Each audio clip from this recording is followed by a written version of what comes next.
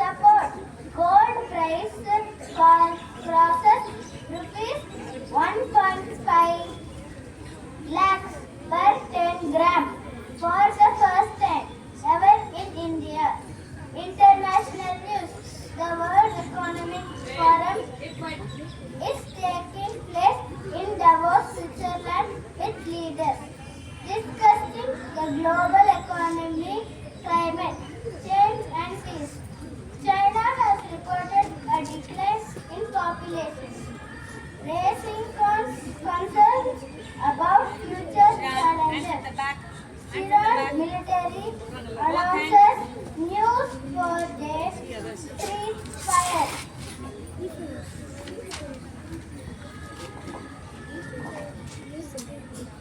Regional news. The Tamil Nadu government is improving school facilities and digital classrooms across the states. Weather news. IMD has issued dense fog warning for Haryana, Chandigarh and Punjab.